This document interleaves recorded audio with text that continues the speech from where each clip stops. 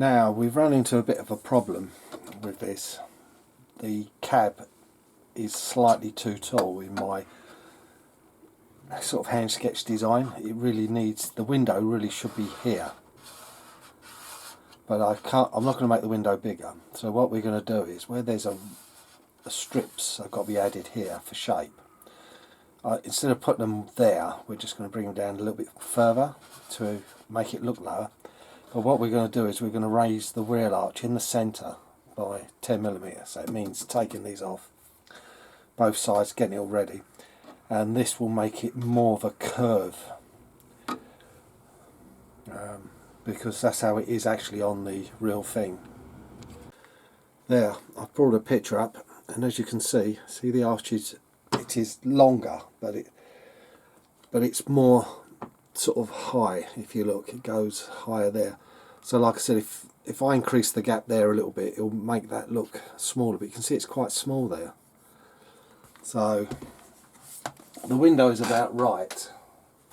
It's the rest of it that's just slightly off. I'm sorry, it's down to my poor drawing that has caused that. So next you'll see, hopefully it will be changed and better, because it's not going to be easy cutting these off now at all, but it's got to be done.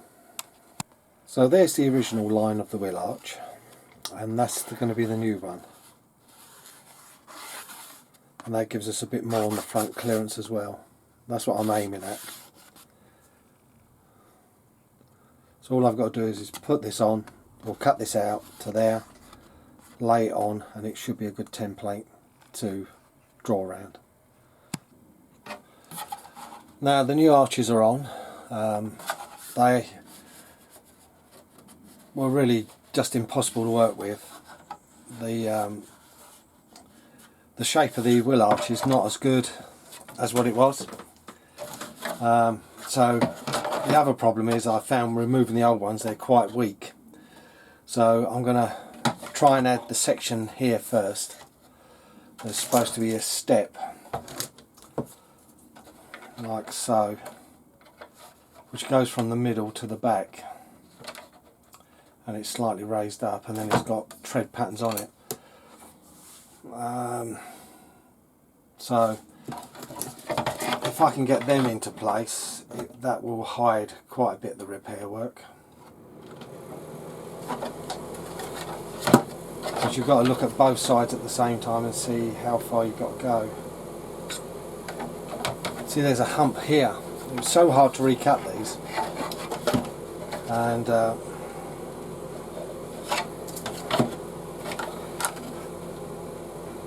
you know, they're supposed to go from there, and then I've got to try and find the angle to square them off here.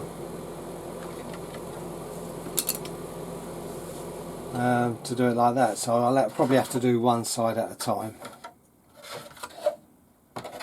and then it's going to need, on the inside, structures. I'm going to probably run a diagonal out the back across, up, and then run one across, and then one up.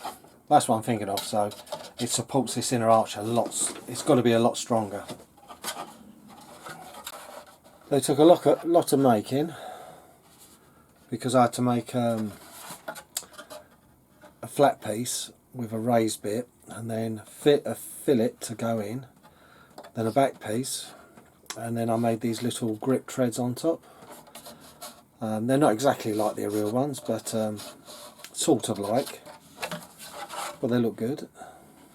But once it's all painted in the same colour, it'll look a lot better.